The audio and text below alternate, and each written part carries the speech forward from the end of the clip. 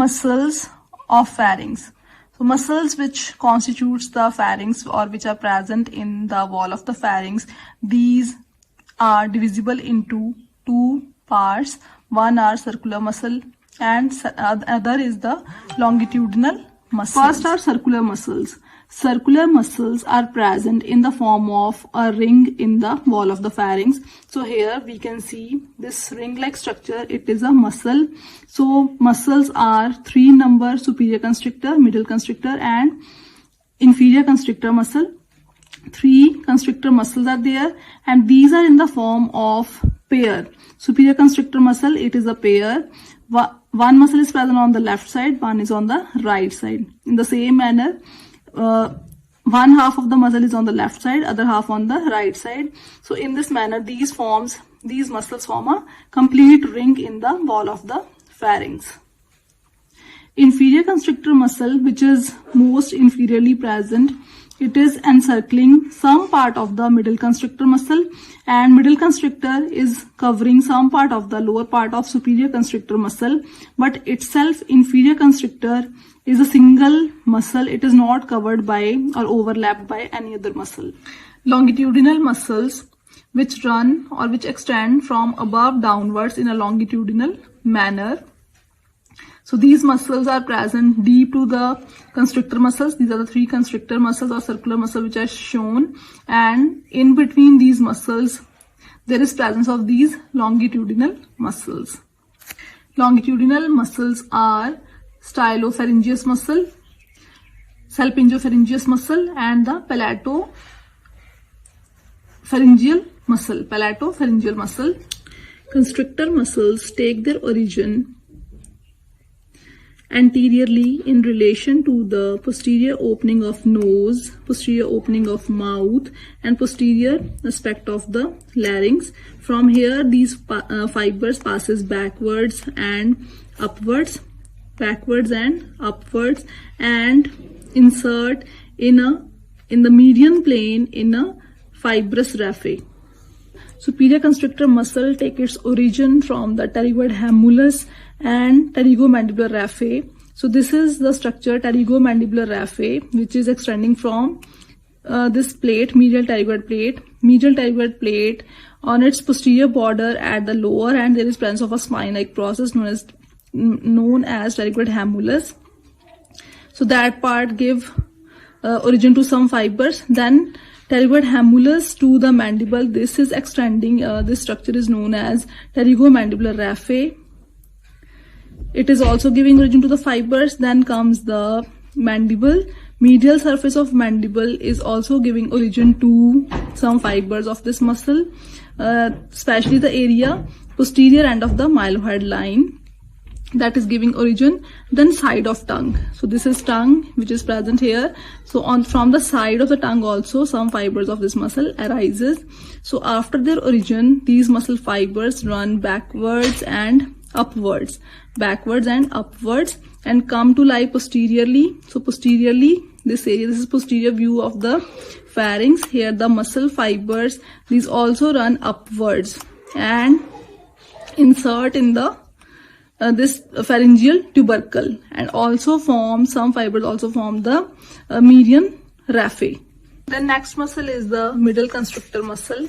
This muscle take its origin from the stylohyoid ligament. So here this white color structure is stylohyoid ligament extending from styloid process to the hyoid bone, lesser corner of the hyoid bone. So this muscle in its lower part is getting its origin from the stylohyoid ligament. In more closer view, here we can see this is the this muscle is the middle constrictor muscle. It is arising from lower part of the stylohyoid ligament. Then it is also rising from lesser corner of the hyoid bone where this ligament is attached, and also greater corner of the hyoid bone, its upper border, it is giving origin to the middle constrictor muscle.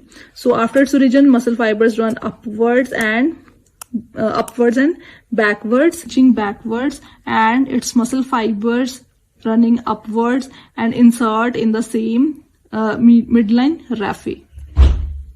Muscle is inferior constrictor muscle. This is inferior constrictor muscle.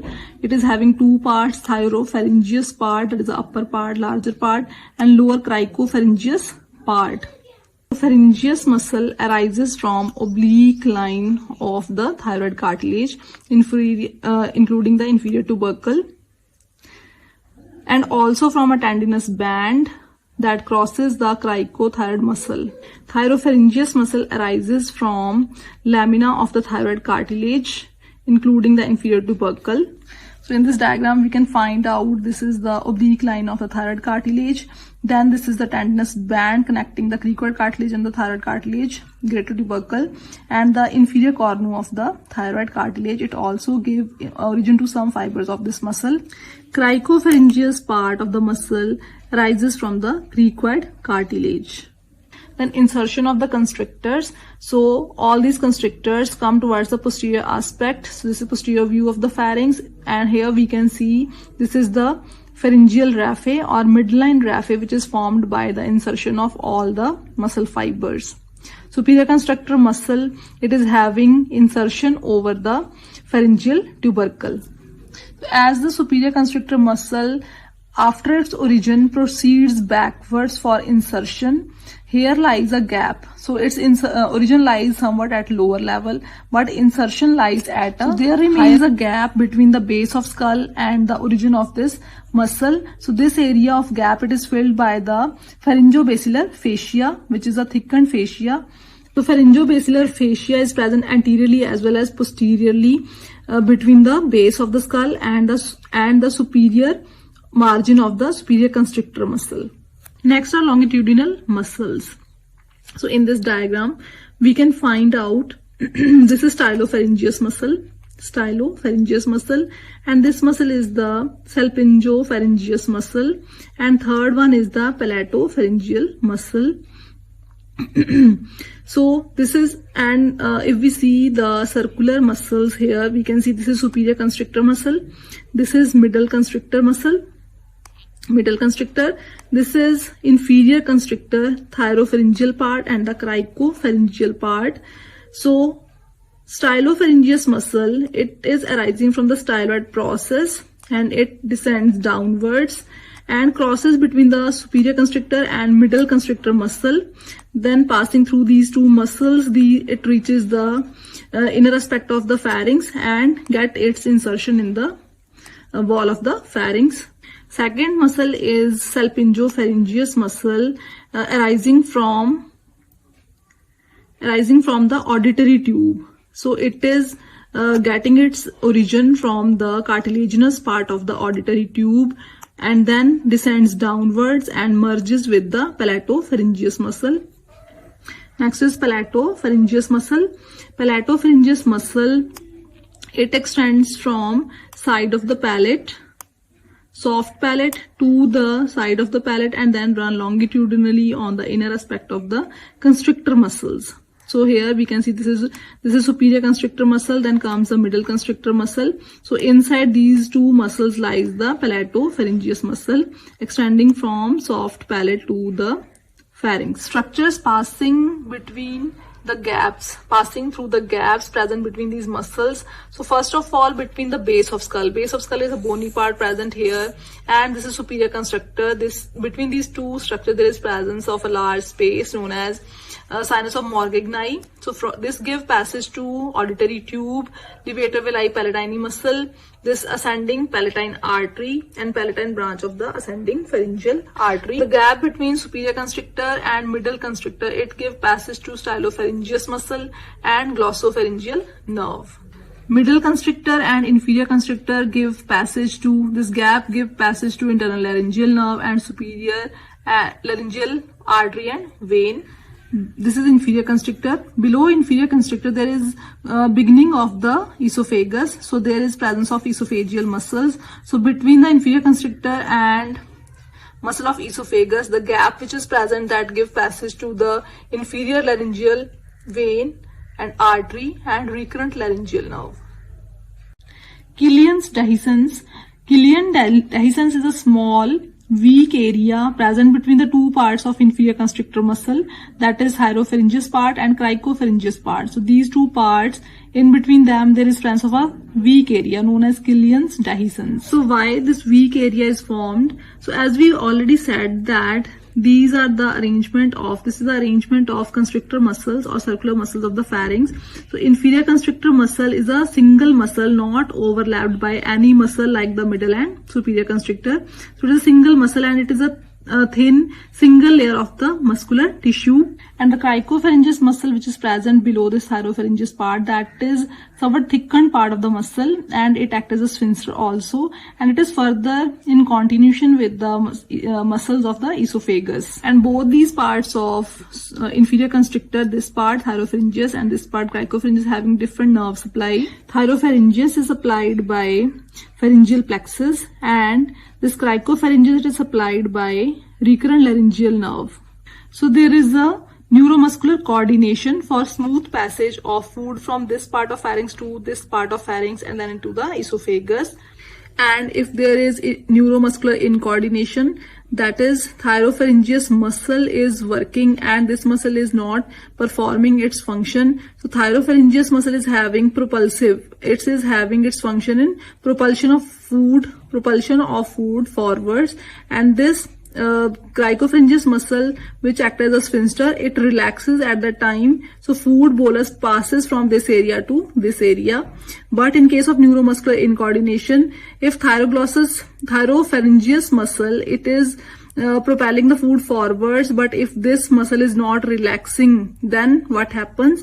Instead of passing forwards, this food bolus, it passes backwards through this Killian dehiscence or the weak area. So it gave rise to pharyngeal diverticulum. Pharyngeal diverticulum appears at that time. So this is the clinical aspect of this Killian's dehiscence, that is pharyngeal diverticulum may form because of the neuromuscular incoordination in this area. Next is the nerve supply of pharyngeal muscles.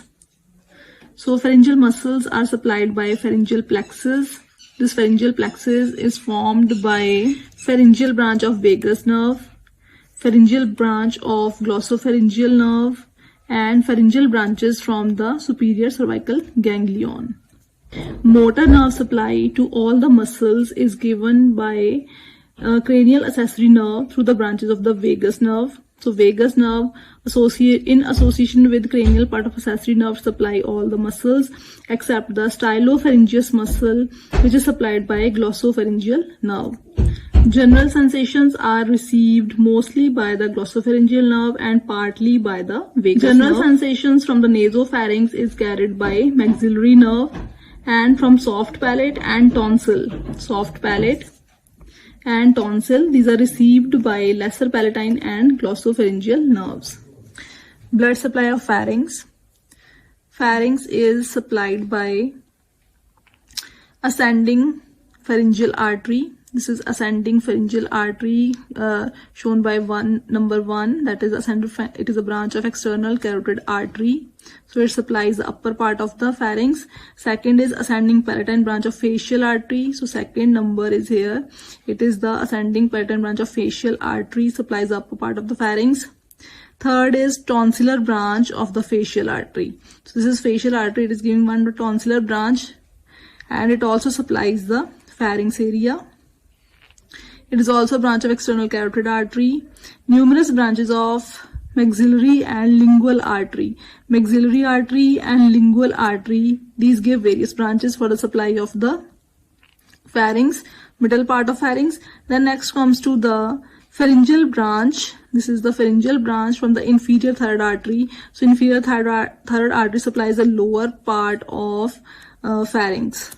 Venous drainage of pharynx. So on the posterior aspect of pharynx, veins form a network, and this network, that is known as plexus. This plexus receives venous blood from the pharynx, soft palate and prevertebral region, and ultimately this plexus drains into the internal jugular vein. So this is the large vessel internal jugular vein, and also facial vein drains the venous blood from the pharynx.